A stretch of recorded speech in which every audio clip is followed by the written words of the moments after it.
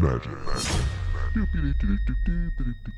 We are got a multi-angle quick video here, well, not necessarily quick, where we have a bunch of CE cards that I'm going to have Thallid do a grading on, and then we're going to send all of these in, probably to CGC, right? That's the one we seem to like the best, and then see what they come up with.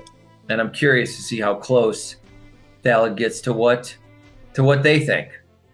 You know, Personally, I prefer CGC. I think that they've come up a lot. They're very, very rigorous with their grading scale. They're very meticulous.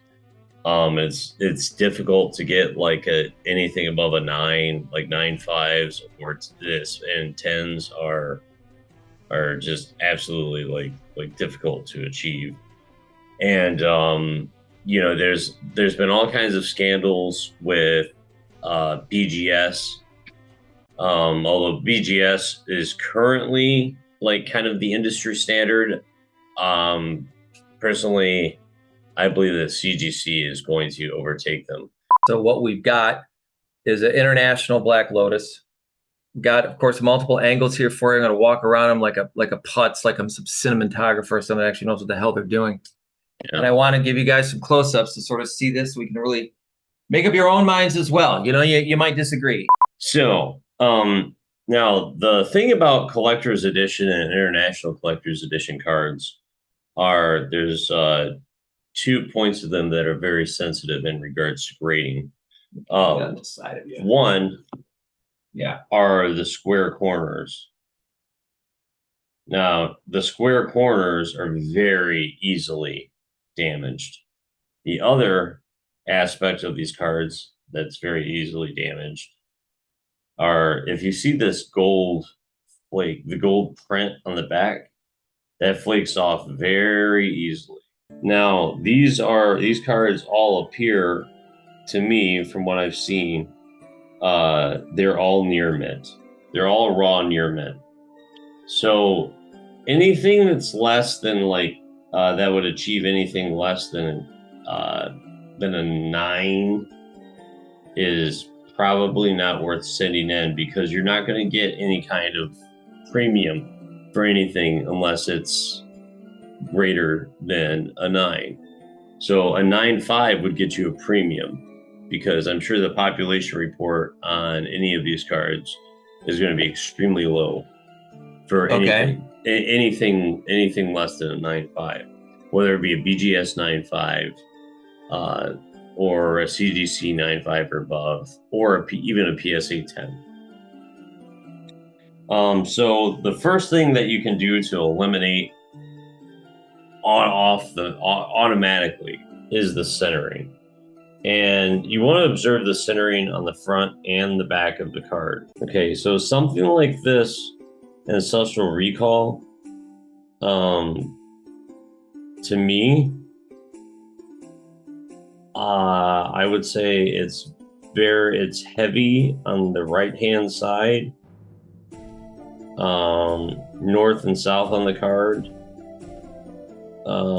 It's a little... It's pretty good on the north and the south. You would probably be all right with that.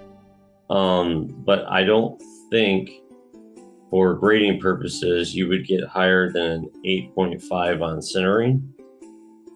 And if we look in the back, which now means that the max possible value then would be, or grading would be a 9 then, right? Right, because with the grading companies, with BGS and CGC, the highest grade that you can achieve is a half a point larger than the lowest grade on the card. So if you look at the back actually looks pretty centered.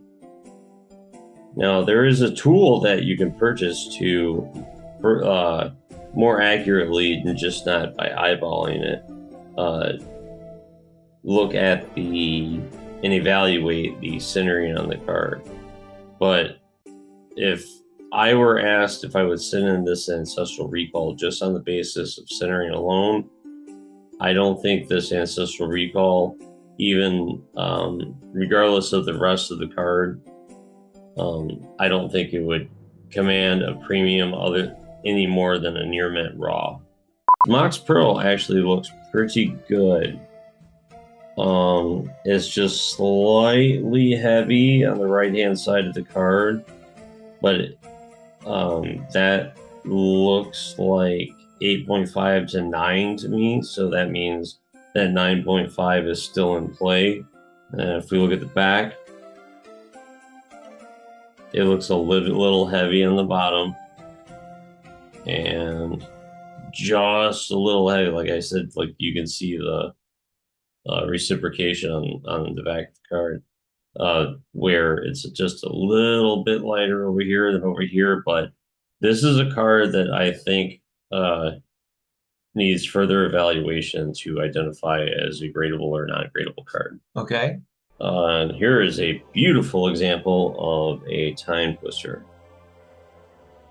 And in my opinion, as time goes on, due to the popularity of Commander, the time twister is going to draw closer and closer in parity to the price of a Black Lotus.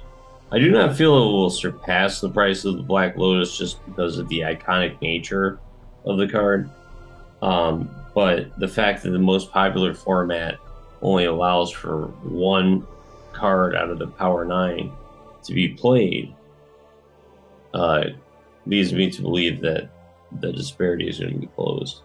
Now this one, when I look at the back, I see a little bit, I feel as if we're a little heavier on this side, my thumb, and a little lighter on this side,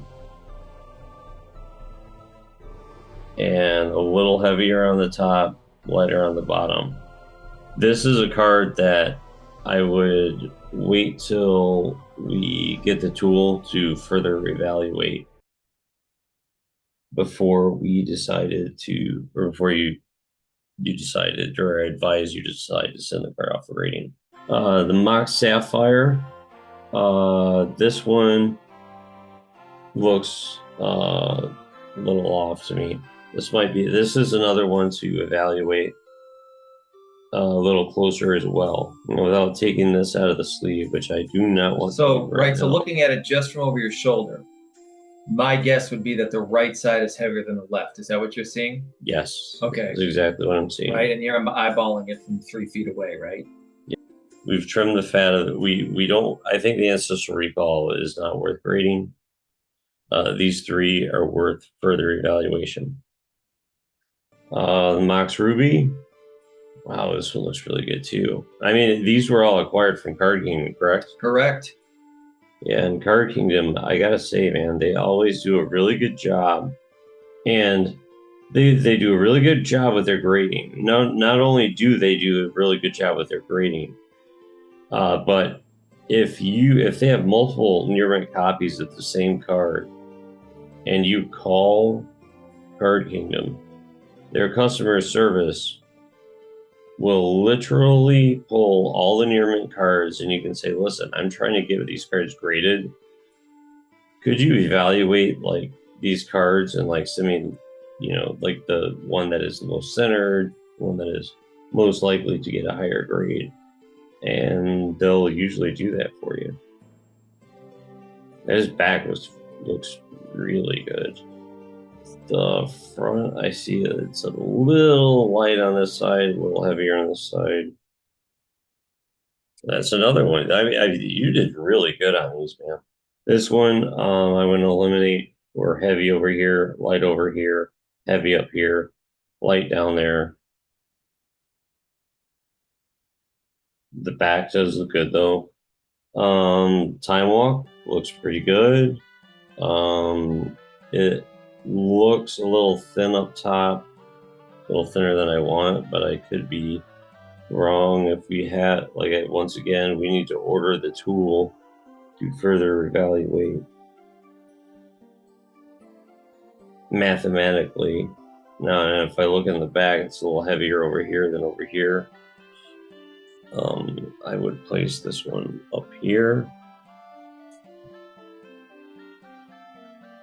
And this one. Finally, Big Papa, right? This is the Lotus. This is the guy. And to be honest with you, looking at this Lotus, right to left looks almost perfect. Right to left is, I mean, you can see it's a little heavy on this side, but I mean, it looks really close. Okay. And top to bottom looks pretty good. I think this one, just being a Black Lotus and getting it slabbed, is worth it. The Black Lotus is a little bit of a different kind of animal. You know what I mean? It is the holy grail of Magic. It doesn't matter that it's international or collector's edition. To combine, there was only 15,000 copies printed of the two. I believe 15 to 17,000 copies printed unlimited. 1,030 copies printed in alpha, and something like, if I'm not mistaken, about 3,000 copies printed in beta. So you add all that up, you're not left with a whole lot of copies of a card.